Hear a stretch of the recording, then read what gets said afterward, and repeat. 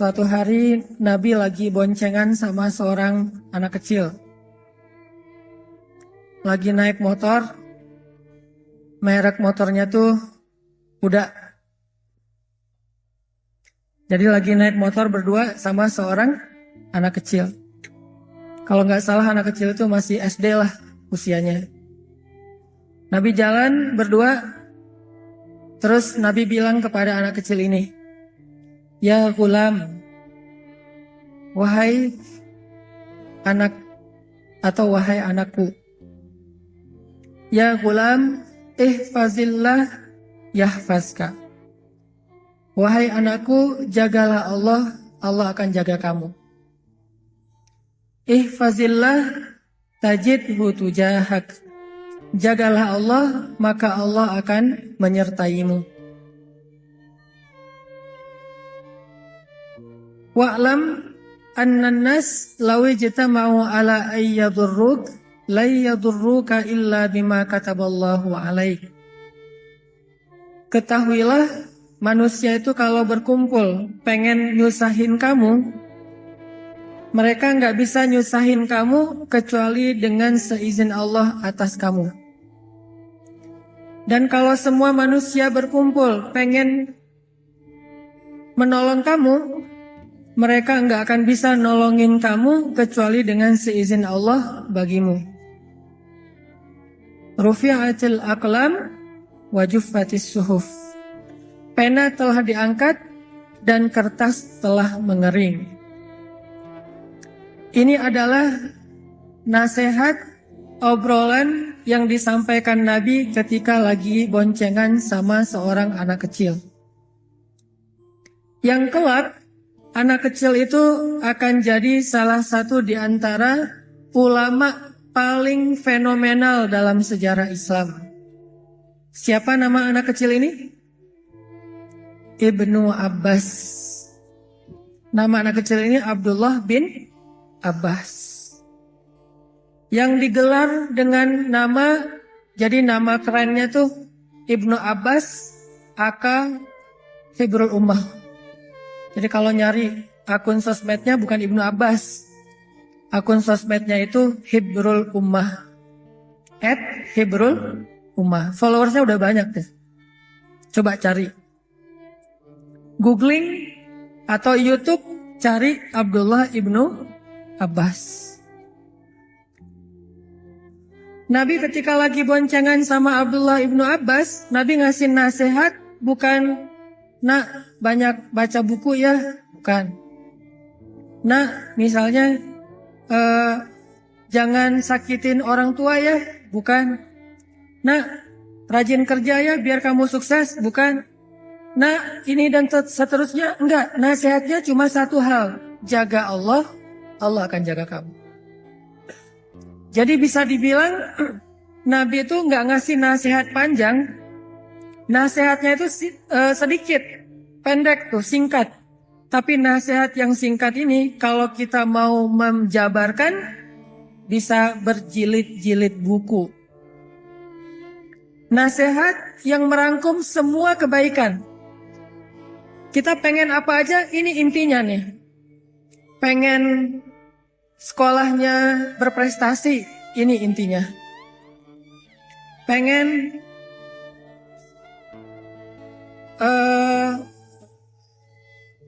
bisnisnya lancar, ini intinya. Pengen banyak temen, ini intinya. Pengen have fun dalam hobi-hobi dan permainan kita, ini juga intinya. Pengen statusnya nambah, jangan jomblo terus, ini juga intinya. Ustadz, ada yang datang misalnya, "Saya pengen dapat nilai bagus, apa ya nasihat buat saya?" Kata Nabi, "Jaga Allah, Allah akan jaga kamu." "Ustadz, saya agak-agak khawatir nih tinggal di kos-kosan sendiri, gimana ya?" "Jaga Allah, Allah akan jaga kamu." "Ustadz, gimana ya cara menghadapi teman yang kayaknya baper banget?" "Jaga Allah, Allah akan jaga kamu." "Ustadz, gimana caranya biar nggak ditolak? Karena saya udah sering ditolak, belum pernah diputusin." "Ya gimana diputusin ya? Diterima juga belum." itu saya banget tuh. Saya alhamdulillah belum pernah diputusin. Kecuali sekali doang. Karena diterima juga enggak kayak Julaibib. Gimana caranya? Jaga Allah, Allah akan jaga kamu. Jaga perasaan Allah, Allah akan jaga perasaan kita.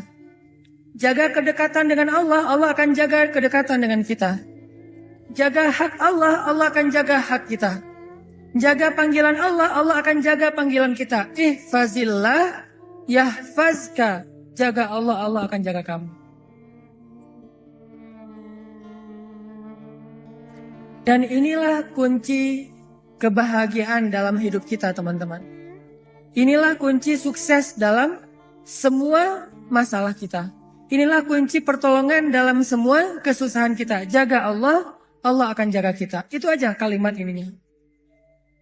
Kalau perlu jadi status, jadi hashtag, jaga Allah jaga kita. Nggak ada cerita kita dikecewain sama Allah, padahal kita udah habis-habisan. Itu nggak ada. Kalau ke manusia sering kayak gitu. Kita udah berkorban segala macam, ternyata dia cuma ngelihat kita sebagai sahabat. Atau paling dekat juga adik kakak. Kan berat ya. Kita udah kegeeran nih. Udah habis-habisan. Pokoknya udah sacrifice habis-habisan. Udah give effortnya seluar biasa banget. Berharap suatu saat hatinya terbuka buat kita. Pas ditembak. Jadi gimana nih? Apanya gimana? Kan kita udah lama jalan berdua. Jalan bareng ya. Udah lama nih. Padahal baru sebulan. Kenapa berasa lama? Karena udah habis-habisan kan? Berasa kayak udah seluruh hidup kita tuh udah kita korbanin buat dia. Kan kita udah lama jalan bareng. Kira-kira gimana? Kamu mau serius atau enggak? Serius dong kata dia. Kita udah, wah Masya Allah serius. Maksudnya mau nikah? Kita jadi adik kakak aja ya. Seriusnya ternyata serius jadi adik kakak. Jadi sobatan doang. Coba. Kecewa gak sih sama orang kayak gitu? Langsung unfollow, langsung di-block ya.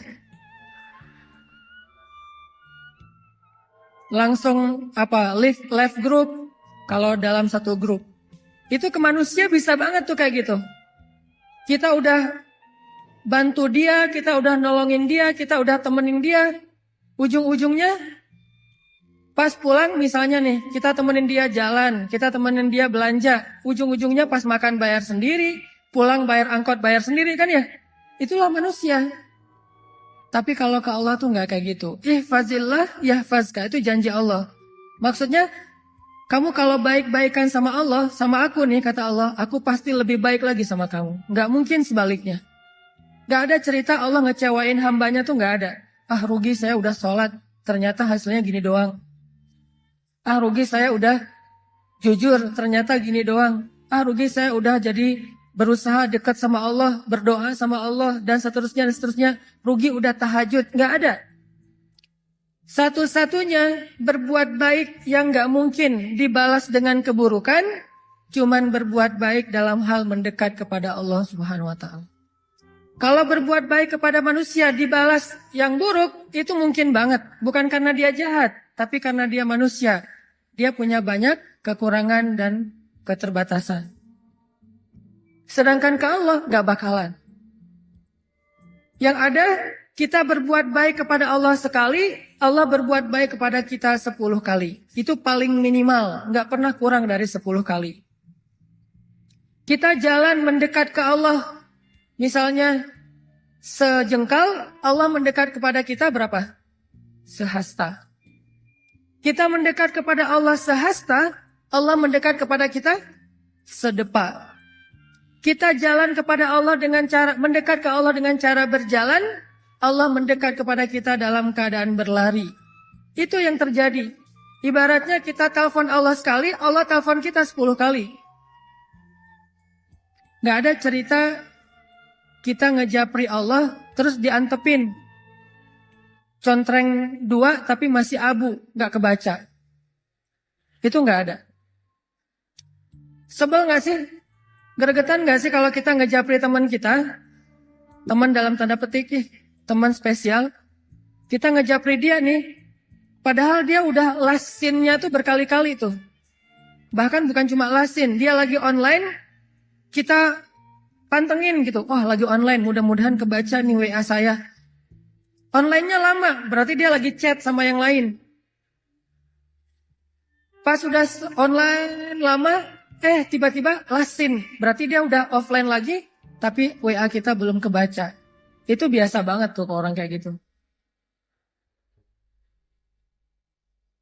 Kita posting sesuatu, terus kita tag ke dia, kita mention ke dia, kita periksa likersnya satu-satu ya. Karena likersnya nggak banyak sih. Kita periksa nih, oh ada 10 like, ternyata dia nggak ada di situ.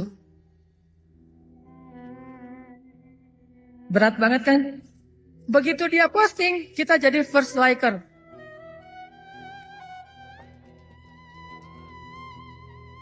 Kalau dia posting, kita langsung jadi yang pertama view, yang pertama nge-like. Seolah-olah hidup kita tuh nggak ada kerjaan lain kecuali mantengin kegiatan dia. WA-nya, Instagram-nya, Facebook-nya, Twitter-nya, pokoknya kita aktif banget. Tapi tidak ada respon dari dia. Biasa dibilang bertepuk sebelah tangan. Itu paling menggenaskan menurut saya. Itu baper banget. Apakah kita pernah kayak gitu sama Allah? Gak bakalan. Yang ada sebaliknya, kita berbuat sesuatu yang mengecewakan Allah, Allah tetap aja buat baik buat kita, tetap aja mendekat kepada kita, tetap aja tiap malam Allah datang manggil kita. Bayangin, setiap malam tuh Allah miss call kita loh, tapi kita reject. Allah yang miss call kita. Kita gak pernah miss call Allah. Karena setiap kali kita telepon Allah pasti diangkat. Setiap kali kita nge-WA Allah pasti Allah langsung typing, bukan cuma read. Daripada read tapi nggak dibalas juga kan sama aja sakitnya dengan nggak di-read ya. Ini begitu read, biru langsung typing. Langsung dibalas sama Allah. Wa idza sa'alaka 'ibadi 'anni fa inni qarib. Kalau hambaku bertanya kepadamu tentang aku, maka katakanlah sesungguhnya aku sangat dekat. Arti sangat dekat, nggak ada cerita sinyalnya lost sinyal. Nggak ada cerita lagi offline, jadi cuma centrang satu. Nggak ada cerita lagi sibuk, sehingga pas kita telepon, dialihkan ke voice call misalnya. Atau voice message. Ketika kita hubungi Allah, Allah nge-reject, itu nggak ada. Ini qarib, ditambah lagi ujibu da'watad da'i idza da'an. Aku pasti akan menjawab japri-japrian dari hambaku kalau mereka menjapri aku. Aku juga bakalan angkat telepon dari hambaku kalau mereka telepon aku. Nggak ada cerita aku akan mereject. Nggak ada. Ujibu dalam bahasa sosial media, Allah pasti akan membalas japrian kita. Ujibu dalam bahasa telepon, Allah pasti akan angkat telepon kita. Mustahil Allah nggak ngangkat telepon kita. Kenapa ya telepon saya ditolak aja sama Allah? Kayaknya Allah lagi sibuk sama hambanya yang lain. Memang Allah sibuk, tapi Allah tidak pernah kewalahan. Kulla yaumin huwa fi sya'an. Setiap hari Allah sibuk, tetapi Allah tidak pernah kewalahan. La ta'khudhuhu sinatun wala naum. Allah tidak pernah lelah, tidak pernah mengantuk, tidak pernah tidur. Walaupun kulla yaumin huwa fi sya'an. Setiap hari Allah sibuk. Yang terjadi justru teman-teman, Allah nelpon kita, Allah manggil kita, Allah nge-miss call kita, tapi kita yang mereject. Dan hebatnya, Allah nggak pernah pundung loh. Direject lagi, Allah nggak pernah, udah males juga nelpon dia, direject terus, nggak pernah kayak gitu. Sehari Allah nelpon kita 5 kali, dan sehari 5 kali kita nge-reject panggilan Allah. Apakah Allah pundung? Besok dipanggil lagi, lusa dipanggil lagi. Dan bukan cuma di-reject, kita nge-reject panggilan Allah kadang-kadang sambil ngegerutu gitu. Duh, azan lagi. Kalau bahasa telepon, kok nelpon terus sih, udah di-reject, masih nelpon aja.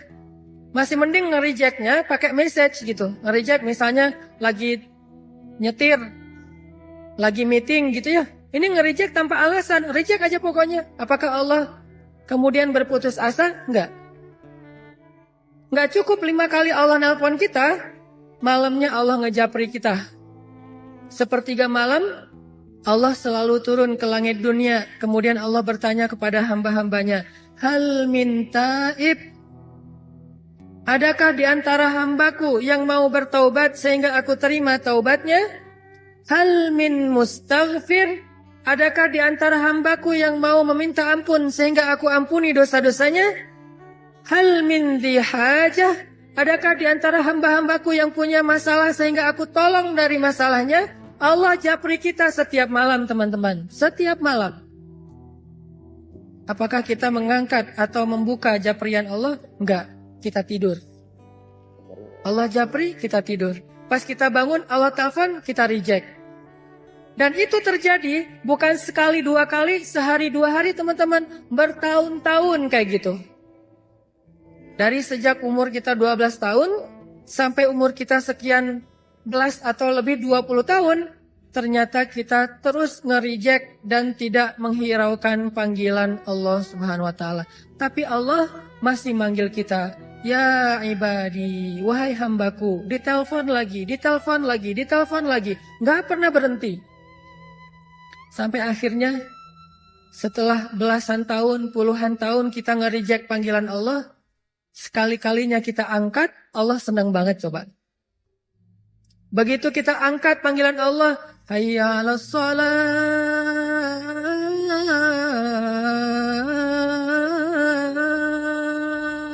Kita berwudu nih. Kita datang ke masjid. Begitu kita datang ke masjid, seolah-olah Allah menyambut kita di pintu masjid. Saking sayangnya Allah kepada kedatangan kita, saking senangnya Allah kita angkat teleponnya, sampai Allah cerita-cerita kepada yang lain. Kalau bahasa kita, telepon gua diangkat loh, gitu coba. Padahal kan Allah nggak butuh kita kan ya. Kalau kita butuh kepada seseorang terus kita kayak gitu, wajar. Telepon gua diangkat loh sama dia. WA gua dibaca loh. Dia lagi typing loh. Dia lagi ngebales. Kenapa kita cerita ke teman kita? Karena kita merasa butuh kepada orang itu keren, orang itu luar biasa, dan kita merasa bangga kalau dibales japriannya oleh orang tersebut. Tapi Allah nggak butuh kita, teman-teman. Sama sekali nggak butuh. Seandainya semua makhluk berkumpul lalu taat beribadah kepada Allah Subhanahu wa taala, semua itu tidak menambah kebesaran Allah walaupun setetes air dari ujung jarum yang dicelupkan ke dalam laut. Nggak nambah sama sekali. Karena Allah tidak akan bertambah kehebatannya gara-gara ketaatan kita. Nggak bertambah. Artinya ketaatan kita tuh nggak ngaruh. Kayak kita naruh garam di dalam laut, nggak makin asin. Kita naruh gula di dalam laut, nggak berubah menjadi manis. Nggak ngaruh sama sekali, jadi Allah nggak butuh kita. Atau sebaliknya, semua manusia dan jin berkumpul, terus serentak bikin dosa di hadapan Allah, itu juga tidak akan mengurangi kebesaran Allah walaupun sebesar setetes air dari ujung jarum yang dicelupkan ke dalam laut. Nggak ngurangin sama sekali. Allah itu ghaniyun 'anil alamin, nggak butuh kepada hambanya, nggak butuh sama sekali. Tapi kenapa ekspresi Allah itu kayak orang butuh banget? Disitulah rahmatnya Allah Subhanahu wa taala. Saking Allah penyayang sama kita, ekspresi Allah seolah-olah kayak orang butuh, coba. Saking sayangnya. Mana ekspresi Allah? Tuh hadis-hadis tentang gimana Allah rindu kepada orang yang bertaubat, Allah cinta kepada orang yang minta ampun, Allah menyambut kedatangan orang yang kembali seperti keluarga yang menyambut keluarganya yang datang dari perjalanan yang sangat jauh. Sampai Nabi menggambarkan gembira atau ekspresi Allah itu excited banget kalau hambanya bertaubat. Nabi menganalogikan gimana teman-teman? Kayak seorang laki-laki yang lagi musafir nih. Dia naik onta di tengah padang pasir. Di ontanya itu dia taruh bekal, ada makanan, ada air, ada segala macam, ada baju hangat. Naik onta nih, jalan ke tengah padang pasir. Di tengah padang pasir, lagi istirahat, gak sengaja ketiduran, ontanya hilang. Pergi aja tuh onta. Begitu dia sadar, dia udah gak memiliki kendaraan lagi. Ontanya udah pergi, terus bekal-bekalnya dibawa sama onta. tinggallah dia sebatang kara di tengah padang pasir, gak tahu harus kemana. Dia lari-lari kayak Siti Hajar, mondar-mandir nyari, ontanya gak nemu, sampai akhirnya dia kelelahan. Ketika dia udah kelelahan, seharian mengejar-ngejar onta dan udah dehidrasi, kehabisan cairan, akhirnya dia pun tertidur. Tertidur antara tidur atau pingsan gitu karena saking lelahnya dan dehidrasi. Begitu dia sadar, dia melihat ontanya ada di sebelahnya tiba-tiba. Dan ketika dia ngelihat ontanya ada di sebelahnya dengan bekalnya yang masih utuh, akhirnya saking bahagianya orang tersebut dia pun berteriak mengatakan, Allah, anta abdi wa ana rabbuk. Ya Allah, engkaulah hambaku dan aku Tuhanmu. Saking senangnya orang ini sampai dia ngomongnya kebalik. Ya Allah, engkaulah hambaku dan akulah Tuhanmu. Pengennya ya Allah, engkaulah Tuhanku, akulah hambamu. Tapi jadi kebalik. Saking senangnya, kata Nabi, sesungguhnya Allah lebih senang lagi daripada orang itu terhadap hamba-hambanya yang datang kembali kepada Allah Subhanahu wa Ta'ala setelah sekian lama pergi menjauh dari Allah. Kenapa ekspresi Allah gitu-gitu banget coba? Karena Allah sayang sama kita. Saya menerjemahkannya dengan ekspresi. Memangnya Allah punya ekspresi? Itu hadisnya banyak. Allah tersenyum dengan istighfar hambanya. Memangnya Allah tersenyum? Ya, cuman laisa kamitslihi syai'. Jangan membayangkan senyumnya Allah itu kayak kita, tapi Allah tersenyum. Jelas hadisnya. Hadis bab apa? Bab dalam doa safar. Makanya kalau kita baca hadis itu jangan cuma satu angle, lihat angle-angle yang lain. Banyak banget hadis. Yang dihafal Imam Bukhari aja ada 300.000 hadis. Dan yang kita baca dari dulu hadisnya innamal a'malu binniyat. Padahal jumlah hadis itu yang dihafal Imam Bukhari aja ada 300.000 hadis. Yang dihafal oleh Imam Ahmad 1.000.000 hadis. Ahmad bin Hambal menghafal 1.000.000 hadis. Beda-beda tipis lah sama kita ya. Kita hafalnya 1 hadis. Imam Ahmad 1.000.000. Beda 0 doang. Ternyata ada juga hadis tentang Allah tersenyum. Cuman babnya di dalam kitab hadis itu bab doa dalam perjalanan. Tapi redaksinya Allah tersenyum. Gimana ceritanya? Ali itu pernah lagi naik mobil. Mereknya Onta. Ali naik mobil nih. Ketika dia naik ke atas mobil, dia baca bismillah. Ketika sudah duduk dengan nyaman, udah pakai sabuk pengaman. Kalau bahasa hadisnya istawa, sudah nyaman berarti udah mantap nih, udah pakai sabuk pengaman. Baca doa safar. Subhanallazi sakhkhara lana hadza dan seterusnya. Setelah kendaraannya mulai jalan dikit, dia baca doa istighfar. Ya Allah, saya menzalimi diri saya sendiri. Tapi tidak ada yang bisa mengampuni dosa saya selain Engkau ya Allah. Maka ampunilah saya. Zalamtu nafsi fa innahu la yaghfirudz dzunuba illa anta. Faghfirli warhamni innaka antal ghafurur rahim. Ya Allah, saya tuh banyak dosa.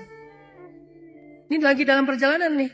Bismillahirrahmanirrahim. Subhanalladzi sakhkhara lana hadza. Terus, ya Allah, saya itu hamba yang banyak dosa ya Allah. Tapi gak ada yang bisa mengampuni dosa sebanyak itu selain Engkau. Maka ampunilah saya ya Allah. Sayangilah saya. Engkaulah yang maha pengampun lagi maha penyayang. Setelah Ali baca doa ini, Ali tersenyum. Senyumnya lebar. Ditanya sama drivernya Ali. Jadi dia pakai super pribadi gitu. Gak tahu online atau yang dia bayar. Nah, si drivernya nanya sama Ali. Ya Abul Hasan, kenapa engkau tersenyum? Kata Ali, dulu saya pernah menanyakan hal yang sama ketika saya lagi nyetirin Nabi Muhammad SAW. Lagi jadi drivernya Nabi. Waktu itu Nabi naik ke atas kendaraannya, baca bismillah, baca doa safar, kemudian membaca kalimat istighfar yang sama dengan apa yang Ali baca. Setelah itu Nabi tersenyum. Saya pun bertanya, ya Rasulullah, kenapa Rasul tersenyum? Maka Nabi menjawab, aku tersenyum karena Allah tersenyum. Kenapa Allah tersenyum? Allah sayang, cinta, senang, excited banget dengan istighfar hambanya. Itu yang terjadi Kita sering nge-reject Allah, kita sering ngelewatin WA atau japrian Allah, yang lain kita baca, yang Allah nggak dibaca. Buku yang lain khatam, komik khatam, buku khatam, sosmed kita baca semua postingan-postingan yang udah muncul, bahkan yang lagi nge-hit, yang lagi jadi trending topik apa, kita khatam terus. Tapi Al-Quran nggak pernah khatam. Bahkan kalau kita sholat, ayatnya itu aja langganan banget. Al-Fatihah, Al-Ikhlas, Al-Fatihah, Al-Ikhlas. Surat-surat lain jarang dibaca. Apakah Allah marah sama kita? Enggak. Allah justru menunggu terus sampai kita datang. Yang terjadi teman-teman, Allah nggak pernah nge-reject panggilan kita yang nge-reject panggilan Allah Subhanahu wa Ta'ala. Hayya 'alas shalah. Kita sibuk kerja. Hayya 'alas shalah.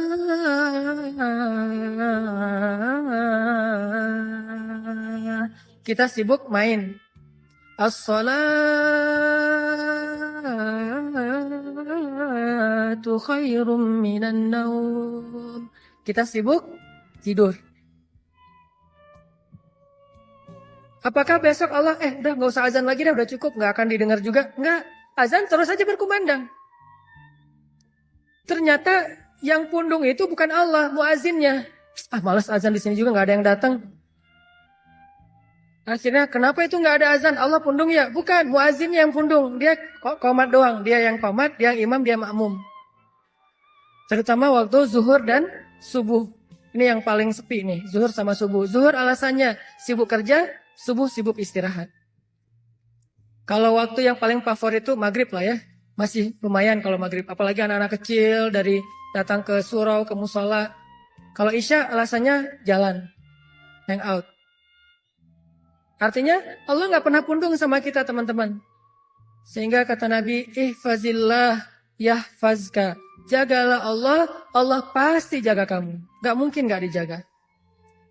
Pertanyaannya adalah gimana cara kita menjaga Allah? Supaya Allah menjaga kita. Seperti apa bentuk nanti kita ngejaga Allah dan seperti apa juga bentuk Allah menjaga kita. Pertama, yang dimaksud dengan menjaga Allah itu teman-teman, tetap husnuzon sama Allah. Itu yang pertama, maksud menjaga Allah, jangan buruk sangka kepada Allah. Kenapa? Karena kata Allah dalam hadis qudsi, ana inda dhanni abdi bi. Aku tuh tergantung gimana kalian mikirin tentang aku. Kalau bahasa resminya, aku tuh tergantung prasangka hambaku kepadaku.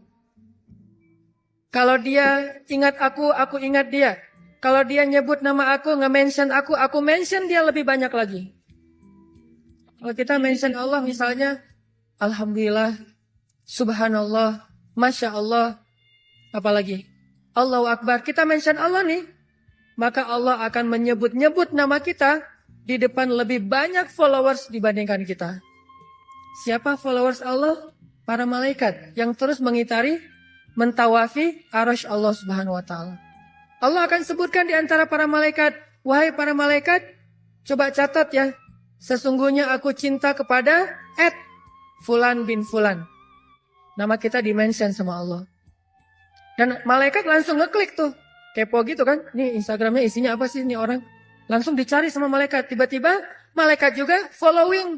Coba lihat nanti di statistiknya. Setelah Allah nge-mention kita. Itu followers kita nambahnya banyak loh. Siapa followers kita? Malaikat dan hamba-hamba Allah. Kita aja yang gak bisa ngelihat. Tapi itu terjadi. Malaikat nge-follow. Terus malaikat berkata, wahai penduduk bumi dan langit, sesungguhnya Allah mencintai si Fulan. Dan kami pun mencintainya, maka cintailah dia. Sehingga semua makhluk Allah mendoakan dia dalam setiap doa-doa mereka. Didoain sama orang tua kita aja udah ajaib nih. Didoain sama kiai aja udah ajaib. Apalagi didoain oleh seluruh makhluk. Termasuk ikan di laut ngedoain kita. Kita pikir ikan itu cuma berenang. Ikan itu selain berenang kerjaannya bertasbih kepada Allah. Cuman tasbih mereka nggak kayak kita. Kalau tasbih kita kan subhanallah. Salat kita kan ruku dan sujud. Salat dan tasbih mereka kita tidak mengerti. Tetapi mereka melakukannya setiap hari. Malah nggak pernah masbuk. Nggak ada cerita ikan masbuk dalam salat tuh nggak ada. Kalau kita sering masbuk, kayak gitu aja doa kita masih diijabah. Apalagi makhluk Allah yang lain yang gak pernah masbuk, gak pernah berbuat dosa. Tapi itu yang ikan hiu makan orang, itu bukan perbuatan dosa. Emang fitrahnya kayak gitu. Emang kita dosa makan ayam. Kita makan ikan digoreng dosa. Duh, saya mah gak tega sama ikan kok digoreng hidup-hidup gitu kan ya. Karena emang kayak gitu sunnatullah. Jadi itu bukan disebut sebagai dosa. Harimau mah banyak dosa, mending gak usah didoain sama harimau. Hiu apalagi. Kayak teman-teman yang senang ke Batu Karas atau ke Cimaja. Saya senang juga nemenin teman-teman liatin orang-orang pada main surfing di Batu Karas. Kan salah satu yang paling menakutkan buat para surfer itu adalah serangan hiu. Walaupun di Indonesia tingkat serangan hiu itu rendah banget dibandingkan Australia sama Afrika Selatan. Tapi maksudnya apakah hiu itu punya dosa besar gara-gara pernah membunuh manusia sehingga harus dikisos? Pokoknya kalau nemu hiu langsung sidang dan kisos. Nggak ada. Kenapa? Karena hiu itu tidak ada taklif. Dalam bahasa agama tidak disebut mukallaf. Apa mukallaf? Orang yang terbeban syariat, terbeban hukum agama. Hewan tidak terbeban syariat sehingga hewan tidak perlu dikenakan hukum. Ini ada ayam nggak menutup aurat? Nggak. Mana ada cerita hewan menutup aurat? Kenapa? Karena mereka tidak ghairu mukallaf, tidak dikenakan beban syariat.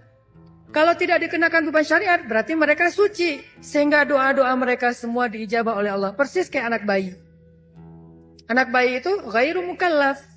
Bahasa yang lebih common lagi, nggak balik. Belum balik.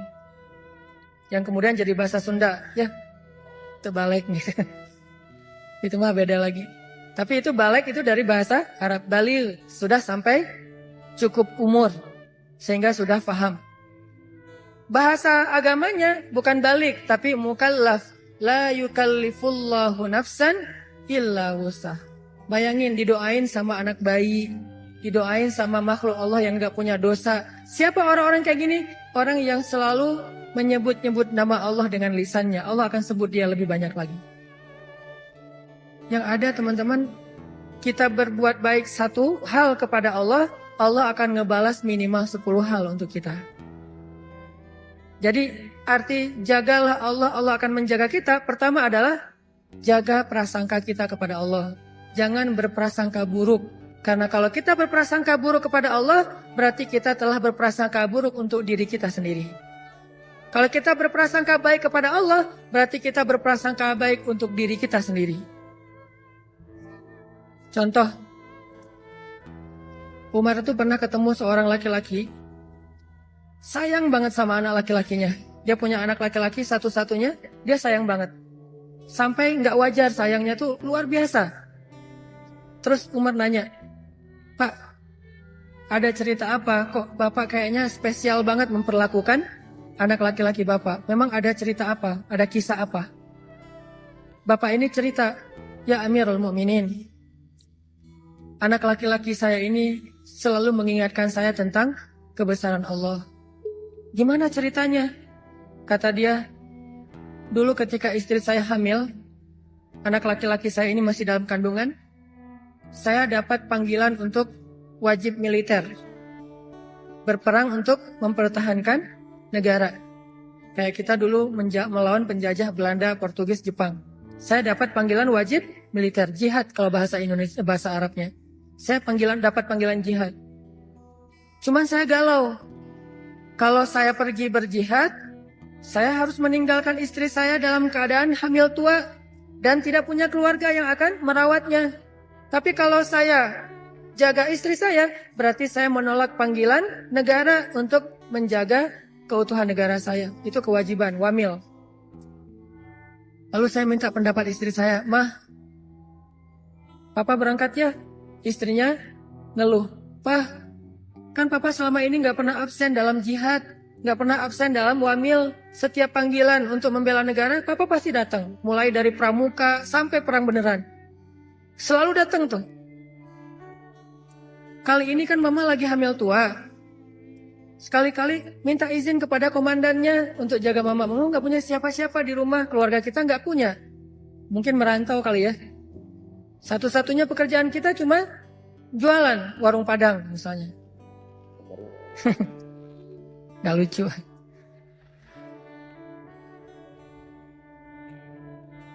Akhirnya suaminya istikharah.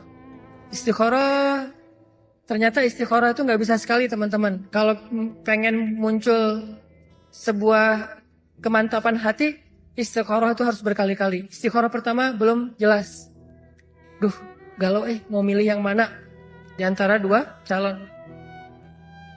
Istikharah pertama masih kabur nih, dua-duanya nggak ada mantap di hati.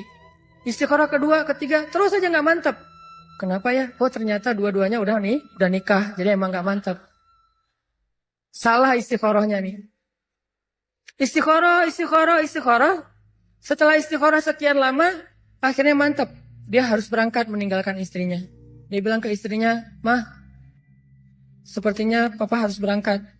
Istrinya nangis-nangis. Sebelum berangkat, dia pegang perut istrinya.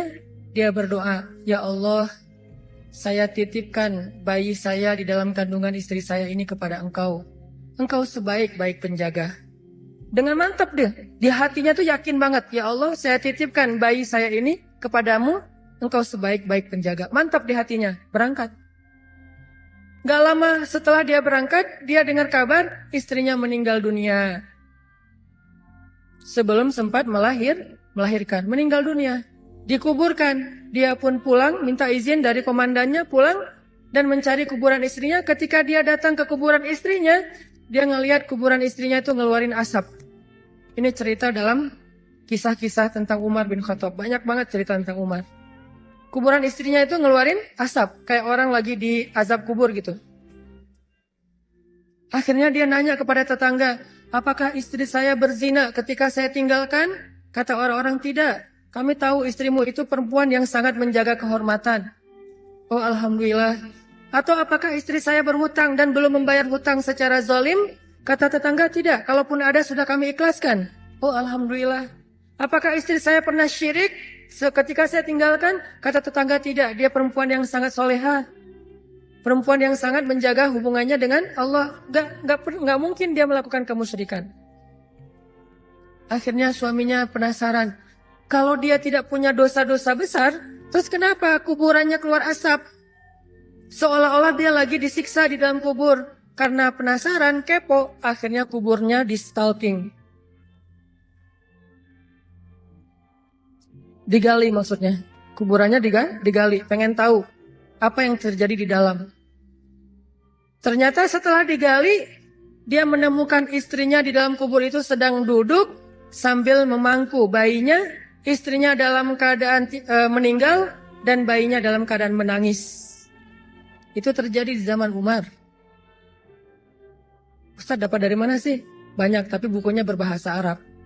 Makanya tadi ada Ustadz menyampaikan pentingnya bahasa Arab. Karena kalau kita baca buku bahasa Arab, dengar ceramah Ustadz, ulama-ulama di Timur Tengah itu luar biasa. Banyak sekali yang tidak kita pernah baca dalam literatur terjemahan bahasa Indonesia. Tentang Rasul, tentang sahabat. Istrinya duduk gitu mangkuin anaknya nangis, istrinya meninggal. Diambillah anak itu, kemudian istrinya dikuburkan kembali. Suaminya minta ampun kepada Allah. "Ya Allah, ampunkan saya, maafkan saya. Saya sudah zalim kepadamu," kata suaminya. Orang-orang nanya, "Ya rajul, wahai laki-laki, gimana kamu mengatakan zalim kepada Allah? Apa yang kamu lakukan sehingga kamu menganggap sudah zalim kepada Allah?" Kata dia, "Ya, ketika saya pergi meninggalkan rumah, saya mengusap perut istri saya katakan, 'Ya Allah, saya titipkan bayi saya kepadamu, Engkau sebaik-baik penjaga.'" Saya nggak katakan bayi dan ibunya, tapi saya katakan bayinya saja. Secara spontan, waktu itu dalam hati saya berpikir, dah kalau ibunya bisa jaga diri. Orang sudah dewasa. Jadi tidak terlalu mengkhawatirkan ditinggalkan juga masih bisa cari makan sendiri. Sedangkan bayi ini masih lemah. Sehingga secara tidak sengaja saya berpikir bayi saya itu harus dititipkan. Sedangkan ibunya jangan, dia bisa jaga sendiri. Ternyata saya tidak sempurna berbaik sangka kepada Allah. Sehingga Allah menyelamatkan yang dititipkan dan membiarkan yang tidak dititipkan kepada Allah. Aku tergantung prasangka hambaku kepadaku. Makanya kalau mau tawakal sama Allah itu yang utuh, jangan tanggung.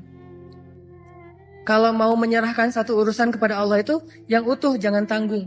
Apa utuhnya? Yakinnya yang utuh. Jangan, bisa nggak ya? Ya udah deh, doa aja dulu. Bisa nggak bisanya kita lihat aja nanti. Jangan muji Allah. Jangankan Allah, hamba aja, ulama aja kita nggak boleh muji. Salah satu adab dalam mencari ilmu itu apa teman-teman? Tidak boleh bertanya kepada ulama, kepada guru, pertanyaan yang tujuannya hanya untuk menguji keilmuan guru. Itu adab mencari ilmu, nggak boleh. Sengaja nanya, Ustaz saya mau nanya, coba sebutkan ayat ini, jadi kayak ujian ya. Itu tidak boleh dalam adab mencari ilmu.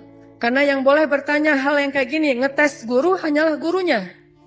Sedangkan kita mendengar, kemudian berusaha untuk mengamalkan. Makhluk aja nggak boleh diuji, apalagi Allah Subhanahu Wa Taala. Kalau kita mau berprasangka baik, prasangka baik yang utuh. Ya Allah, Inna solati wa nusuki wa mahyaya wa mamati. Itulah makna dari husnuzon yang utuh kepada Allah SWT. Aku tergantung prasangka hambaku kepadaku. Sehingga kalau kita yakin sama Allah, sebesar apa keyakinan kita, sebesar itu juga pertolongan Allah dalam hidup kita. Kalau kita pengen ngelihat keajaiban dalam hidup kita, berarti keyakinan kita kepada Allah harus ajaib. Kok kamu tenang-tenang aja sih? Kan ada Allah. Ya sih ada Allah, tapi kan, nah yang bilang tapi, maka tidak akan pernah melihat keajaiban dalam hidupnya. Yang bilang cuman, yang bilang alasan-alasan yang banyak, berarti dia nggak bakalan pernah ngelihat hal-hal yang ajaib terjadi dalam kehidupannya. Kalau dia pengen ngelihat hal yang ajaib, dia nggak boleh bilang tapi, dia cukup bilang hasbiyallah. Cukup buat saya Allah. Maka terjadilah keajaiban dalam hidupnya. Kok nggak ada kejadian keajaiban dalam hidup dia? Padahal dia udah sering bilang hasbi Allah. Kita nggak tahu, dia tahu. Kita nggak ngerasa, dia yang ngerasa. Ada teman kita nih, lagi diuji dengan ujian yang sangat berat. Sakitnya parah. Tapi lisannya selalu berzikir. Hasbi Allah, Allah syafi, wa idza maritu fahuwa yashfin. Dia terus memuji Allah. Kita yang ngedengar bertanya, dia tuh udah sering berzikir loh. Kok sakitnya belum sembuh-sembuh juga? Sekali gitu kan? Dia itu udah sering berzikir loh. Kok hutangnya belum lunas-lunas juga? Dia itu udah sering berzikir loh. Kok masih jomblo juga? Ada yang ngerasa kayak gitu? Karena kita nggak ngerasa apa yang dia rasa setelah berzikir. Ternyata kadang Allah menolong seseorang itu bukan dengan mencabut masalahnya. Yang lebih hebat lagi, Allah menolong seseorang dalam masalah dengan cara menguatkan hatinya dalam menghadapi masalah. Masalahnya nggak diangkat sama Allah, tapi hatinya dikuatkan. Sehingga dia tidak pernah mengeluh, nggak pernah berputus asa, nggak pernah menjadi orang yang lemah, kemudian pundung kepada Allah, nggak. Berarti Allah sudah menolong hatinya. Dan buat dia, itu kadang lebih baik daripada kita yang hanya menonton dari luar. Kenapa dia masih bertahan? Kenapa dia masih kayak wajahnya kayak nggak kesakitan. Kenapa dia kayak nggak pernah ngeluh? Kalau kita jenguk dia ke rumah, dia nggak pernah ngeluh. Justru kita yang ngeluh. Justru kita yang malu karena merasa kita lebih banyak mengeluh daripada dia. Lihat aja saudara-saudara kita yang sedang diuji oleh Allah di Syam, di Suriah. Apakah Allah mencabut peperangan dari sana sehingga mereka tiba-tiba merdeka lagi seperti dulu tahun 2000-an? Enggak. Terus apakah Allah nggak nolong orang Suriah? Nolong banget. Gimana cara Allah menolong orang Suriah? Dikuatkan hati mereka. Mungkin kalau kita berada di posisi yang sama, dari dulu kita udah putus asa tuh. Berat banget kan ujian di Suriah? Anak kecil yang harus jadi ayah dan ibu buat adiknya yang masih kecil. Padahal dia juga masih SD, tapi udah jadi orang tua buat adiknya. Anak kecil yang tangan dan kakinya putus karena tertimbun dengan reruntuhan bangunan. Lalu harus diamputasi, harus dijahit lukanya tanpa ada obat bius. Apa yang dia baca dan menahan rasa sakit? Dia baca Al-Quran. Lagi dijahit nih, lukanya yang menganga, dijahit, nggak pakai obat bius. Biusnya apa? Membaca Al-Quran. Apakah kita bisa membius diri kita dengan membaca Al-Quran? Bisa. Bius total. Begitu baca Quran, ngantuk langsung ya. Kalau bius lokal belum bisa. Bius total ya. Duh nggak bisa tidur. Terus ngapain? Dengerin Al-Quran, langsung tidur. Kalau sahabat Nabi dengar Al-Quran nggak bisa tidur. Kalau kita nggak bisa tidur, dengar Quran. Kebalikan dari sahabat Nabi. Umar tuh kalau lagi malam baca Quran pasti nggak bisa tidur. Kita kalau nggak bisa tidur pasti baca Quran langsung tidur. Kadang-kadang baca Qurannya baru Bismillah udah tidur. Apalagi di dalam sholat. Kalau imamnya bacanya panjang, itu obat bius banget tuh. Langsung pada tunduk kan ya. Begitu kita dengar bacaan Al-Quran. Apa yang membuat mereka kuat? Pertolongan Allah. Saat dijahit lukanya, mereka baca Bismillahirrahmanirrahim. Alif Lam Mim. Sambil dijahit. Dzalikal kitabu la raiba fihi hudal lil muttaqin. Dijahit lagi dijahit. Dan bukan satu luka, ada beberapa luka di sekujur tubuhnya. Alladzina yu'minuna bil ghaibi wa yuqimunas salata wa mimma razaqnahum yunfiqun. Coba lihat. Itulah pertolongan Allah untuk anak-anak ini. Allah tidak mengangkat luka mereka, Allah tidak mengangkat kezaliman dalam kehidupan mereka, tetapi Allah menguatkan hati mereka dan itulah penjagaan Allah kepada mereka. Sedangkan orang yang tidak dikuatkan hatinya, baru juga diputusin sudah bunuh diri. Gagal pula. Kalau bunuh diri berhasil masih mending, bunuh diri gagal lah gitu. Loncat dari jembatan kesangkut misalnya. Gak enak banget kan ya? Ada dulu yang pengen bunuh diri karena ditolak sama ceweknya. Kebetulan di depan rumah ceweknya itu ada truk lagi berhenti. Terus dia balapan, sengaja nabrakin dirinya ke truk yang lagi berhenti. Tepat di depan rumah ceweknya. Kenapa? Pengen nunjukin ke ceweknya, aku gak bisa hidup tanpa kamu. Coba. Kenapa bisa kejadian kayak gini? Karena hatinya tidak dikuatkan. Kenapa ada orang yang berkali-kali diputusin, tetap aja datang lagi. Kuat banget tuh hatinya. Berkali-kali diputusin, datang lagi. Bukan datang ke yang lain, datang ke yang sama. Sampai orang yang putusinnya, yang putus asa memutuskan, akhirnya menerima. Nah, di sini berarti bukan soal layak dan tidak, soal siapa yang paling sabar ya. Kan kata Umar bin Khattab, rahasia kemenangan dalam satu pertarungan, ini yang ngomong jawaranya ya, Umar bukan saya. Kalau saya mungkin bukan petarung, kalau Umar kan petarung. Dia ngomong apa? Rahasia kemenangan dalam satu pertarungan, bukan teknik, bukan kekuatan fisik, tapi ketahanan, kesabaran. Siapa yang paling sabar, dia yang akan menang. Siapa yang paling sabar sampai ronde 10, maka dialah yang menang. Begitu juga dalam kehidupan, siapa yang paling kuat, dialah yang akan sukses, yang paling sabar. Ternyata kadang Allah menolong kita bukan dengan cara buat hidup kita nggak ada masalah. Justru kadang masalah itu kuliah buat kita. Masalah itu nyantri buat kita. Masalah itu kursus buat kita, biar kita mengerti kebaikan. Mengerti artinya menjadi orang yang tangguh. Tapi Allah kuatkan hati kita. Sehingga kita berbaik sangka. Ihfazillah yahfazka. Jaga Allah, Allah jaga kamu. Berbaik sangka kepada Allah. Misalnya lagi ada musibah. Oh, kayaknya Allah mau ganti yang lebih baik nih. Kayak gitu. Ada musibah langsung berbaik sangka, Allah mau ganti yang lebih baik. Istri saya tuh salah satunya, dan beliau aktivis mengurus pasien-pasien kanker yang kurang mampu di Bandung. Jadi kita punya namanya Rumah Teduh. Menampung ada sekitar 6 rumah, menampung lebih dari 70 pasien, termasuk ada yang dari Garut, dari Tasik, dari pelosok-pelosok. Bahkan ada yang dari Garut bagian selatan yang kemarin sempat kita anterin, udah meninggal pakai ambulan. Dari Bandung ke rumahnya itu 12 jam. Karena pertama udah sampai di jalan raya harus digotong, nggak bisa naik mobil ke atas, ke bukit gitu. Gotongnya aja sejam. Kalau pakai motor nggak mungkin kan, bawa tandu kan, pakai motor nggak mungkin ya. Tapi kalau teman-teman anak-anak motor kayaknya bisa nih ngetrik ya, bawa. Kalau kita nggak bisa akhirnya ditandu, sejam naik ke atas tuh. Nah, kemarin ada kejadian di salah satu rumah teduh untuk nampung pasien-pasien yang kurang mampu bersama keluarga mereka. Ada satu pasien nyamar. Dia pura-pura sakit, terus tinggal di situ sehari.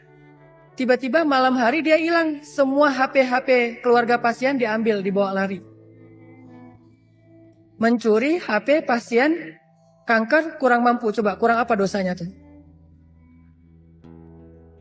Mencuri HP Nyopet HP orang di mall masih mending, dosa lah ya. Tapi nggak dosa segede itu ya, nggak berlipat-lipat. Ini dosanya apa? Mencopet, mengambil HP pasien, keluarga pasien kanker kurang mampu. Yang HP itu satu-satunya alat untuk komunikasi, ngurus pengobatannya. Kita nelpon mereka juga di situ, nelpon dokter lewat HP itu, diambil sama dia. Hilang sekitar 5 HP, 5 pasien. Langsung kita coba snapgram di sosial media.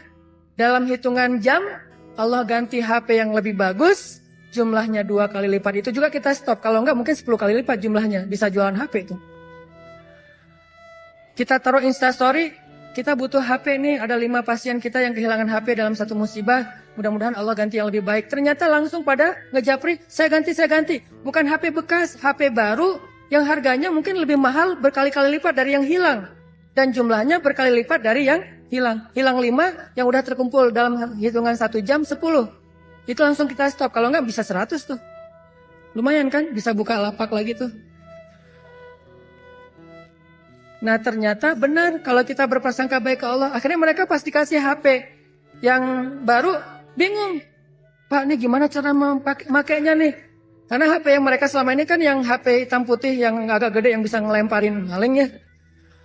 Sekarang HP-nya slim, warna, bisa selfie.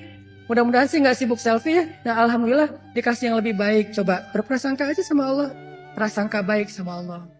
Ditolak, oh berarti akan diberikan yang lebih baik dari ini. Ditolak lagi, oh berarti lebih baik lagi. Cari lagi yang lebih baik, ditolak lagi. Makanya nyari yang terbaik. Begitu ditolak, Allah berarti akan menggantikan yang lebih baik dari dia. Itu ada cewek, Masya Allah, berhijab, hafal Al-Quran, juz 30. Lancar. Ini kayaknya tipe saya banget nih. Jadi saya gak perlu repot-repot ngajarin Al-Quran ke anak saya. Udah ada mamanya. Ini kayaknya cewek yang setia, keibuan. Kayaknya dia gak senang keluar, lebih senang di rumah. Pas banget dengan tipe kita misalnya.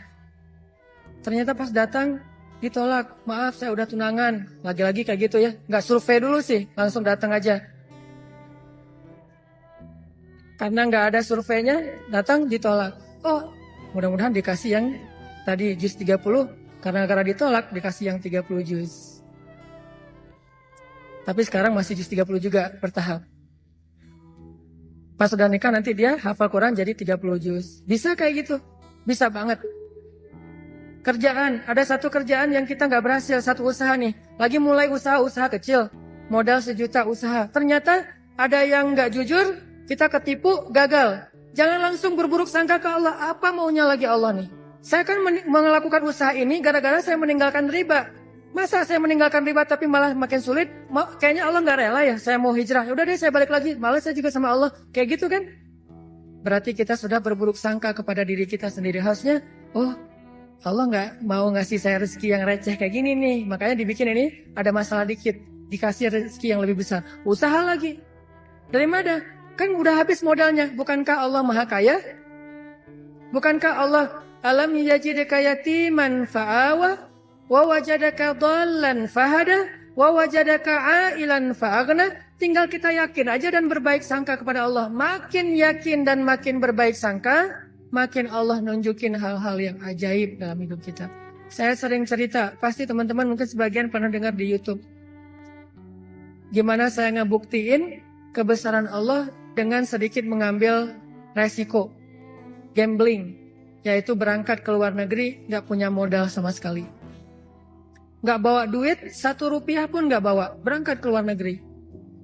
Terus apa keyakinan saya baik sangka kepada Allahnya? Saya cuma berbaik sangka waktu itu Allah di Indonesia sama Allah di Mesir itu sama. Beda nggak Allah di Indonesia dengan di Mesir? Sama kan ya? Terus yang ngasih makan kita di Indonesia? Allah. Berarti yang ngasih makan kita di Mesir? Allah juga. Ya udah, berarti nggak ada masalah. Orang yang ngasih makannya sama. Kecuali yang ngasih makannya beda. Di Indonesia yang ngasih makan ayah. Berarti di Mesir harus cari ayah mertua. Ayah bukan pemberi makan, tetapi ayah yang dengan lewat dialah Allah memberi kita makan. Tapi punya cara yang lain, Allah lah pemberi makan. Akhirnya saya berangkat. Allah di Indonesia dengan Allah di Mesir sama. Apakah Allah akan mengecewakan hambanya yang berbaik sangka? Enggak. Ternyata terbukti banget teman-teman. Saya malah merasa sangat diperlakukan dengan istimewa oleh Allah sepanjang perjalanan sampai pulang lagi ke Indonesia. Gak kelaparan sama sekali. Ikhtiar, ikhtiar. Cuman kadang kita ikhtiar habis-habisan, kalau Allah mengatakan tidak ya tetap aja gak bisa. Ada juga orang yang ikhtiarnya biasa-biasa aja, Allah bilang iya, dapatnya lebih dari apa yang dia ikhtiarkan. Saya jual bakso. Jual doang, yang masak teman, karena saya nggak bisa masak.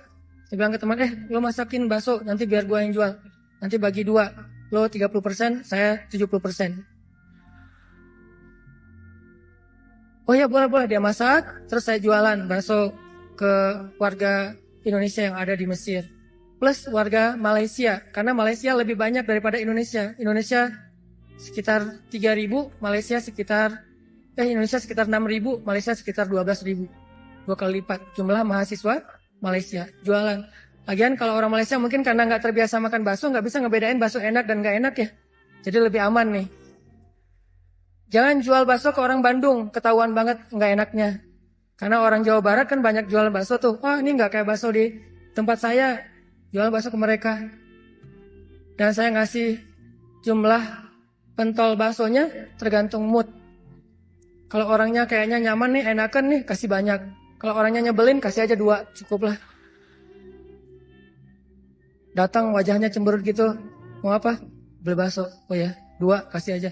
Terus temennya, Mas, iya, mau apa? Beli bakso? Boleh? Oh boleh. Oh, kasih 10. Akhirnya pas makan berdua, ngeliat sebelah, kok beda? Beda amalan.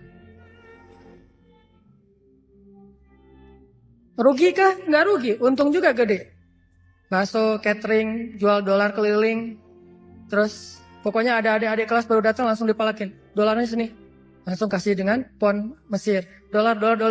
Dalam sehari bisa dapat $1.000 lumayan. Sampai akhirnya setelah saya berangkat ke Mesir, justru nafkah keluarga saya lebih lancar daripada saya di Indonesia. Buktinya apa? Adik-adik itu sekolah saya biayain, kirim dari Mesir. Dari mulai dia SD, SMP, SMA dibiayain. Terus ibu nanya, saya nanya ke ibu, Mak, kan di Aceh, Mak butuh apa di rumah? Kalau abang ada duit lebih, Mak pengen beli kulkas. Karena seumur-umur saya, kita belum pernah punya kulkas sendiri. Rumah juga ngontrak. Kalau Ramadan itu ngambil es dari rumah tetangga. Nah ini mau Ramadan nih, pengen punya kulkas sendiri. Oh boleh Mak, berapa? Berapa aja lah. Yang 5 juta juga gak apa-apa, kata Mak. Kemahalan. Akhirnya saya kirim 1,5 juta beli kulkas yang 1 pintu, yang kecil. Bahagia. Mak butuh apa lagi? Ya ini adik-adik baju lebaran belum dibeli, kirim baju lebaran. Mak butuh apa lagi? Ini uang kontrakan bulan ini belum bayar, kirim. Ternyata benar kalau kita berbaik sangka ke Allah sekali, Allah akan ngebalasnya minimal 10 kali. Sampai menikah di sana, punya anak di sana, pulang ke Indonesia. Saya sering gambling dengan cara berbaik sangka kepada Allah. Tapi jangan gambling sesuatu yang Allah nggak janjikan ya. Saya berbaik sangka ke Allah, berdiri aja di rel kereta, pasti nggak akan ditabrak lah. Allah nggak pernah bilang siapa yang berdiri di rel kereta akan aku tolong dan tidak akan ditabrak. Nggak ada janji Allah kayak gitu. Ada gitu ayatnya. Coba gambling ke yang ada ayatnya. Siapa yang bertakwa pasti akan aku kasih jalan keluar. Siapa yang bersabar pasti aku berikan pertolongan. Siapa yang sholat pasti aku akan membantu dia. Yang Allah udah janjiin, maka gamblinglah dengan hal itu. Ambillah resiko dengan janji-janji itu. Tapi kalau Allah nggak ngejanjiin apa-apa, jangan ambil resiko. Karena Allah juga nggak punya perjanjian. Siapa yang loncat dari tower pasti akan selamat. Nggak ada ayatnya, nggak ada hadisnya. Siapa yang minum racun nggak apa-apa. Karena dia minum racunnya ikhlas. Nggak ada minum racun ikhlas. Ini teman-teman, berbaik sangka kepada Allah, maka kita nggak bakalan kecewa.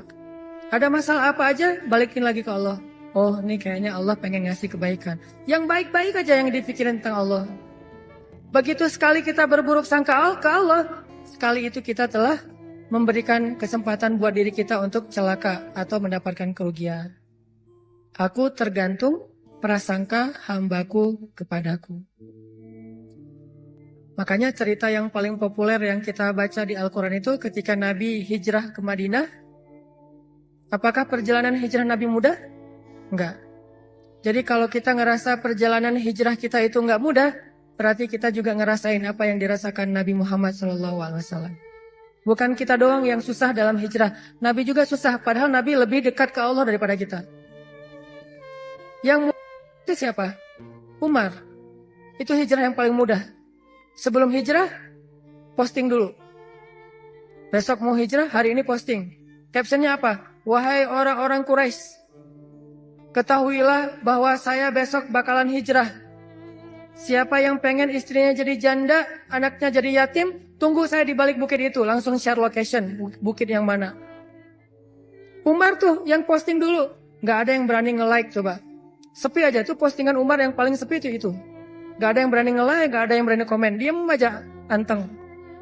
Besoknya Umar hijrah. Ada nggak yang berani nungguin Umar di luar kota? Nggak ada. Yang berani mencegat Umar? Nggak ada. Karena mencegat Umar sama aja dengan bunuh diri. Ada dua orang yang nggak berani dicegat di Quraisy tuh, Umar sama Hamzah. Sedangkan Rasul dan Abu Bakar orang yang dianggap lemah. Walaupun sebetulnya Nabi kuat, cuman nggak pernah bertarung, nggak pernah mukul orang sehingga nggak ditakuti.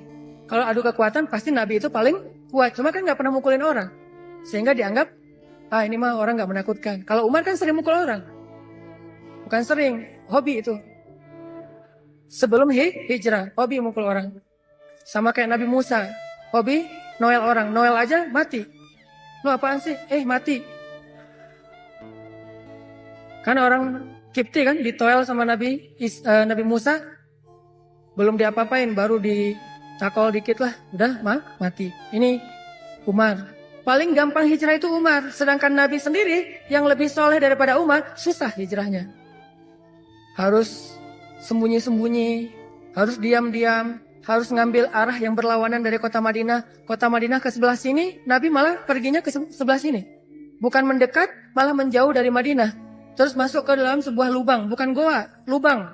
Lubang kecil, namanya di atas Jabal Sur, sehingga disebut dengan Gua Sur. Sembunyi berdua sama Abu Bakar di situ nyumput.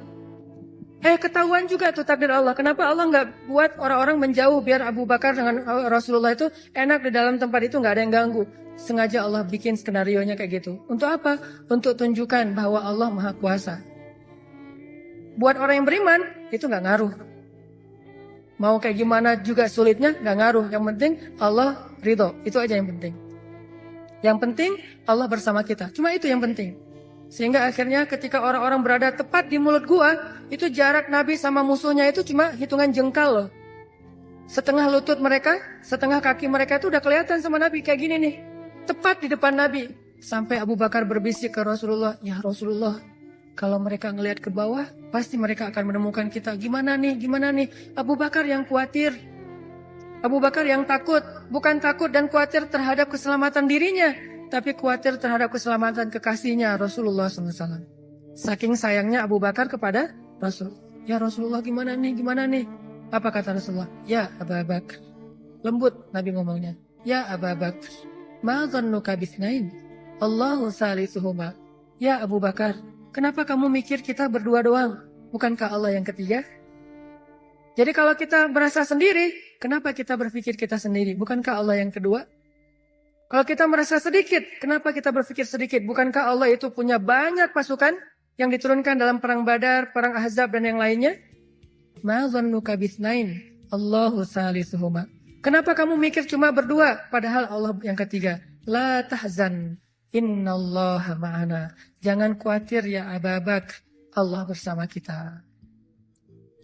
Setelah Rasulullah ngomong kayak gitu, apa yang terjadi? Apakah musuh kemudian menemukan mereka? Tidak. Gimana cara Allah memalingkan mereka? Allah palingkan hati dan pikiran musuh. Gak kepikiran ngelihat ke bawah. Gak pengen juga ngelihat ke bawah. Ini cara Allah nih. Kalau ada berita bahwa di situ ada laba-laba, ada merpati bikin sarang, itu masih kontroversi di antara ulama. Ada ulama mengatakan itu benar, ada ulama mengatakan itu dhaif. Allahu alam. Tapi yang pasti, Allah memalingkan mata, pikiran, dan hati musuh dari melihat ke arah Rasul dan Abu Bakar. Itulah pertolongan Allah. Bukan ketemu terus tarung, musuh kalah. Gak usah serepot itu. Allah gak mau juga ngerepotin hambanya. Allah cuma pengen nunjukin kebesarannya aja. Dibuat musuh datang, sampai sedekat mungkin, ukurannya cuma beberapa sentimeter, tapi dalam kedekatan yang luar biasa itu, Allah tunjukin mereka tidak bisa ngapa-ngapain. Dipalingkan aja wajahnya. Melihat ke semua sisi dilihat, tapi ke bawah enggak. Kan nggak masuk akal kan? Kenapa bisa kayak gitu? Inilah kebesaran Allah. Padahal harusnya ngelihat ke semua sisi, termasuk lihat ke bawah, ada orang nggak di dalam lubang-lubang itu. Nggak kepikiran sama sekali. Apakah satu orang musuh? Ada puluhan musuh. Dan puluhan musuh itu tidak satu orang pun yang berpikir untuk ngelihat ke dalam lubang itu. Satu orang pun nggak berpikir. Begitulah cara Allah menolong kita. Allah bisa buat semua hati sayang kepada kita, sehingga Allah angkat derajat kita. Allah mengangkat derajat seseorang, merendahkan yang lain. Tiba-tiba semuanya jadi simpatik sama kita, respect sama kita. Mudah banget buat Allah. Dan kita melihat itu dalam banyak kejadian dalam kehidupan kita. Ada orang yang tiba-tiba muncul, ada orang yang tiba-tiba tenggelam. Dan itu cara Allah. Ada yang orang tiba-tiba Allah buat dia terkenal, tiba-tiba orang dihindarkan dari semua orang, tinggal sendiri. Itu sangat mudah buat Allah. Makanya berbaik sangkalah kepada Allah dalam semua urusan. Sehingga ketika kita berbaik sangka kepada Allah, Allah akan memperlakukan kita seperti apa yang kita persangkakan. Jaga Allah, Allah jaga kita. Itu satu. Hari ini dua aja nih. Gimana maksud jaga Allah sehingga Allah jaga kita? Satu, berbaik sangka. Kedua, arti jaga Allah, Allah jaga kita ada di Al-Baqarah. Fadhkuruni azkurukum. Ingatlah Allah ketika kita senang, nanti Allah ingat kita ketika kita susah. Itu ayatnya. Walaupun terjemahannya nggak sejelas itu. Terjemahannya ingat aku ingat kamu. Tapi tafsirnya, maksudnya ingat aku ketika kamu lagi senang, ketika kamu lagi lapang, ketika kamu merasa nggak butuh, nanti aku akan ingat kamu ketika kamu lagi susah, lagi sempit, lagi butuh. Fadhkuruni adzkurkum. Jangan cuma ingat Allah pas kita butuh. Sehingga nanti Allah baru akan ingat kita di kebutuhan berikutnya. Karena Allah membalas perbuatan kita, bukan langsung waktu itu. Jadi kalau kita mau ditolong ketika susah, jadilah orang yang selalu mengingat Allah ketika kita senang. Lagi nggak ada masalah nih, tetap ingat Allah. Gimana ingat Allah ketika kita lagi senang? Bersyukur. Ketika dapat nikmat, alhamdulillah ini nikmat dari Allah. Diingat, Allahnya tuh dimention terus, di-tag terus. Sehingga ketika nanti kita kekurangan, Allah akan bilang, itu hambaku lagi kekurangan, aku bantu deh. Karena ketika aku kasih dia nikmat, dia ingat aku. Begitu dia punya masalah, aku akan ingat dia. Apa contohnya? Contohnya, ada seorang laki-laki, ini cerita Nabi nih, hadis. Tapi hadisnya dalam bentuk cerita. Ada seorang laki-laki lagi musafir. Di zaman sebelum zaman Nabi. Mungkin di zaman Nabi Isa atau zaman Nabi sebelumnya. Tidak disebutkan, yang jelas umat terdahulu, Bani Israel. Ada seorang laki-laki lagi jalan. Di tengah jalan dia ngelihat ada segumpal awan yang bentuknya aneh. Awan ini awan yang sangat gelap, warnanya abu pekat. Benar-benar mau hujan deras. Tapi ukurannya nggak besar. Ukurannya seukuran satu petak sawah doang gitu. Dia perhatiin nih awan kok aneh, yang lain cerah, tiba-tiba ada satu awan kayak gitu. Gak lama dia memperhatikan, terdengar suara dari langit. Berbicara kepada awan, dan dia dengar suara itu. Apa kata-kata dari langit? Ya ghamam, iski mazra'ata fulan bin fulan. Wahai awan, turunkanlah hujanmu ke sawah fulan bin fulan. Fulan bin fulan ini disebutkan namanya. Wahai awan, turunkanlah airmu ke sawahnya fulan bin fulan. Setelah suara ini berbunyi, awan itu pun berarak, dibawa oleh angin. Berarak, laki-laki ini memperhatikan dan ngikutin. Kan tadi, dia penasaran kan? Dia kepoin, mau kemana nih awan? Ikutin tuh awan. Terus setelah sekian lama dia ikutin, awan itu pun berhenti di atas sebuah petak sawah, di antara banyak petak sawah. Jadi ada persawahan, awan itu berhenti di salah satu petak sawah. Tiba-tiba turun hujan lokal. Cuman di petak sawah itu aja, yang lain tetap kering, yang itu basah. Ini di tengah musim kemarau. Ada awan yang turun hujannya cuma di satu petak sawah. Diperhatiin, aneh juga nih hujan lokalnya. Sampai akhirnya awannya hilang, hujannya reda. Setelah itu muncul seorang laki-laki dari petani yang datang ke sawah itu berteriak Allahu Akbar, Allahu Akbar.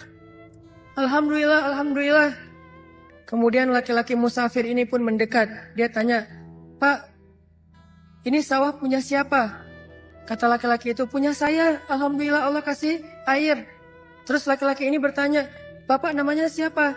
Dia sebutkan namanya seperti nama yang didengar tadi di langit. Berilah air ke dalam sawah Fulan bin Fulan. Nama saya Fulan bin Fulan. Masya Allah, ternyata orang inilah yang dimention dari langit tadi itu kepada awan. Terus musafir ini bertanya, Pak, dia cerita kejadiannya. Tadi saya ngelihat awan, mendengar suara dari langit, lalu awan itu mengundurkan hujan hanya di petak sawah Bapak. Apa yang Bapak lakukan sehingga Allah mengistimewakan Bapak? Kenapa Allah memberikan air hanya ke sawah Bapak, sementara yang lain tetap gersang? Apa yang Bapak lakukan? Kata laki-laki ini, kalau saya habis panen, dapat nikmat nih, panen raya. Kalau saya lagi panen, saya selalu membagi harta saya menjadi 3 bagian. 1 bagian saya berikan kepada fakir miskin sebagai bentuk syukur. Ingat Allah berarti. 1 bagian lagi saya berikan kepada keluarga saya sebagai kewajiban, nafkah. Dan 1 bagian lagi saya jadikan sebagai modal untuk membeli benih-benih berikutnya. Diputar lagi tuh uang. Ternyata Allah ridho dengan apa yang dia lakukan. Dialah orang yang ketika senang ingat Allah. Gak lupa sama Allah. Sehingga ketika dia susah, musim kemarau, musim kering, gak ada hujan, Allah ingat dia. Begitulah Nabi berkisah tentang laki-laki ini. Tentang bab syukur di dalam banyak cerita-cerita ulama. Berarti maksud dari menjaga Allah, Allah jaga kita adalah bersyukur kepada Allah. Ingat Allah ketika kita senang, ketika kita sehat. Nanti Allah juga akan ingat kita ketika kita susah, ketika kita sakit. Minimal ingatnya dalam bentuk Alhamdulillah, ini anugerah dari Allah. Alhamdulillah, ini karunia dari Allah. Jangan lupa. Sehingga kalau kita dapat nikmat, jangan bangga diri dulu, jangan besar kepala dulu, tapi mention Allah dulu. Alhamdulillah, ini nikmat dari Allah. Sehingga nanti kalau kita butuh Allah, Allah akan ingat kita. Dan itu berlaku dalam semua masalah kehidupan kita. Satu cerita lagi, gimana Allah ingat hambanya yang ketika normal ingat Allah. Cerita yang populer tentang 3 orang yang terkurung di dalam gua. Gimana mereka bisa selamat? Lagi jalan, touring, tiba-tiba badai. Masuk ke dalam gua, berlindung. Karena badai akhirnya terkurunglah di dalam gua. Lagi touring tuh. Bahkan mungkin motornya ketinggalan di luar. Karena tadi pas buru-buru ya masuk ke dalam gua, motornya ditaruh di luar, terus mereka longsor. Gimana 3 orang ini bisa selamat dari kurungan gua? Dengan berdoa, ya Allah, dulu saya kayak gini. 1, berbakti kepada ibu. 2, tidak menzolimi pekerja. Yang 3, meninggalkan zina gara-gara takut kepada Allah. Artinya dulu pernah berbuat baik ketika dalam keadaan normal, beramal soleh. Nanti ketika mereka susah, amal soleh mereka dulu itulah yang akan menjadi wasilah Allah menolong mereka. Jadi jangan beramal soleh, rajin sholat, rajin ke masjid, rajin tilawah pas lagi ada masalah doang. Justru pas lagi normal kayak gini nih, kelihatan ikhlasnya. Kalau lagi ada masalah kan ada maunya tuh, bukan ikhlas ya. Walaupun Allah menghargai, tetap itu kebaikan, gak akan disia-siakan. Cuman mau lebih keren, jangan pas lagi ada masalah doang. Pas lagi normal, kayak lagi gak merasa butuh sama Allah, tetap rajin ke masjid, tetap sholat tepat waktu, tetap mengingat Allah, tetap membaca Al-Quran, tetap membantu orang lain, tetap berbakti kepada orang tua. Sehingga kalau kita ingat Allah ketika kita lagi normal, lagi susah, lagi suka, lagi lapang, nanti Allah Subhanahu wa Ta'ala akan mengingat kita ketika kita lagi susah dan lagi sempit. Itulah yang terjadi dalam banyak kisah-kisah yang diceritakan oleh Nabi. Mudah-mudahan ini bisa jadi booster buat kita teman-teman. Kesimpulannya, 1, satu-satunya berbuat baik atau habis-habisan yang gak bakalan dikecewain itu adalah habis-habisan kepada Allah. PDKT yang gak bakalan kecewa itu PDKT-nya kepada Allah. Telepon yang gak bakalan di-reject itu telepon Allah. Japri yang gak bakalan diantepin, japri ke Allah. Satu-satunya. Kalau yang lain bisa aja kita dicuekin. Kenapa? Mungkin dia sibuk, mungkin dia lupa, mungkin. Tapi kalau Allah, enggak. Kedua, maka dari itu coba kita jaga hubungan kita dengan Allah. Siapa yang menjaga Allah, Allah jaga dia. Satu, arti menjaga Allah adalah berbaik sangka kepada Allah. Allah juga akan berbaik sangka kepada dia. Dua, ingat Allah ketika kita senang, nanti Allah akan ingat kita ketika kita susah. Ketiga, sebagai penutup, arti berbaik sangka kepada Allah. Allah berbaik sangka kepada jaga Allah, Allah jaga kita. Sedikit lagi ini penting. Ridholah dengan nikmat yang sedikit, maka Allah akan ridho dengan amal yang sedikit. Memangnya amal kita banyak. Man radhiya bil qalil, kata Nabi, radhiyallahu bi qalilin min amalih. Siapa yang ridho dengan nikmat Allah yang sedikit, menurut dia sedikit, maka nanti Allah juga akan ridho dengan amalnya yang sedikit. Salat kita yang pas-pasan, ibadah kita yang pas-pasan, tilawah kita yang pas-pasan, Allah ridho. Kenapa Allah ridho? Padahal cuma pas-pasan, karena kita juga ridho dengan nikmat Allah di dalam kehidupan kita yang kadang menurut kita sedikit, padahal sesungguhnya banyak. Mudah-mudahan ini jadi penyemangat buat kita untuk terus mendekat kepada Allah Subhanahu wa Ta'ala. Jangan kecewain Allah, maka Allah gak bakalan ngecewain kita. Kenyataannya sering kita ngecewain Allah, Allah juga belum ngecewain kita. Tapi Allah punya batasan.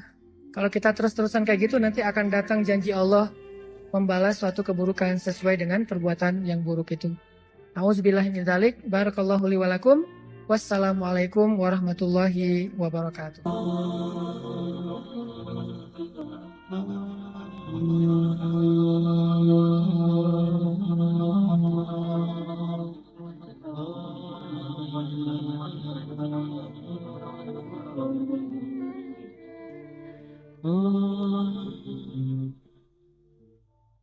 Orang gak bakalan kecewa kalau bersandar kepada Allah. Itu gak bakalan. Bahkan kita bisa bilang mustahil.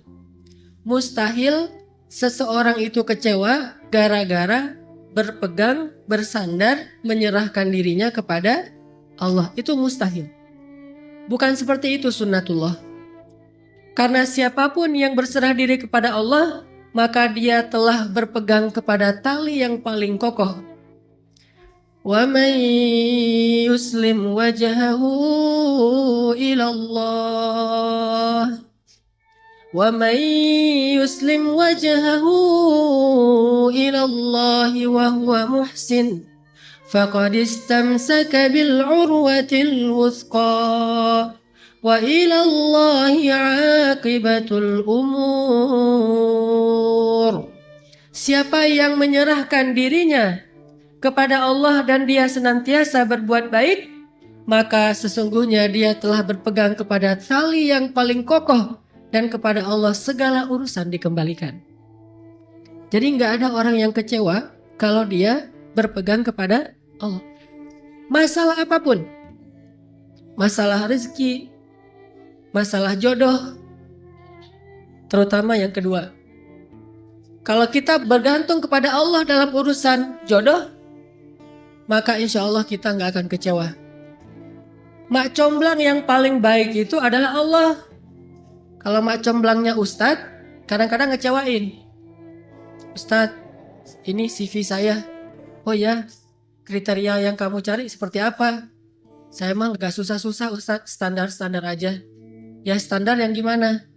Yang tingginya 180, yang kulitnya bening, sampai kalau minum kelihatan airnya ngalir gitu. Transparan. Kemudian yang hidungnya seperti pedang. Yang matanya seperti bidadari. Tahu mata bidadari? Besar dan sayu. Tapi nggak gelok. Nah ini kriterianya.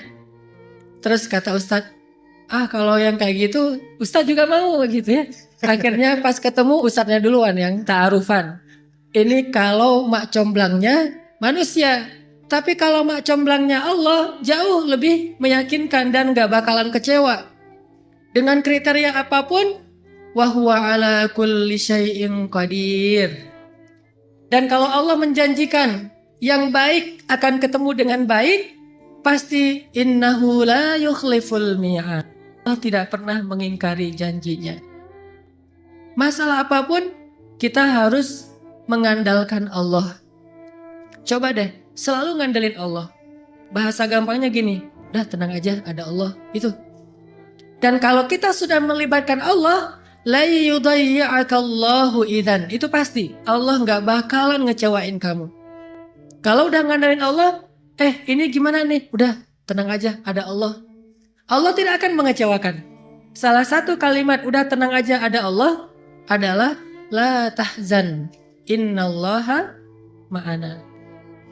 Kalau kita ada teman lagi galau gitu, terus kita bilang, la tahzan innallaha ma'ana. Kalau bahasa kita, Wallace bro, tenang aja ada Allah. Santai bro, karena ada Allah. Itu bahasa Arabnya, la tahzan innallaha ma'ana. Andalin Allah dalam masalah kita. Ada masalah apapun, serahin aja sama Allah. Bismillah, la haula wala quwata illa billah. Bahkan kadang-kadang hanya dengan berzikir la haula wala quwata illa billah, Allah kasih keajaiban yang luar biasa. Karena setelah seseorang bersandar kepada Allah, la yudayya'anallahu idzan. Pasti Allah nggak akan ngecewain. Pasti Allah nggak akan ngecewain.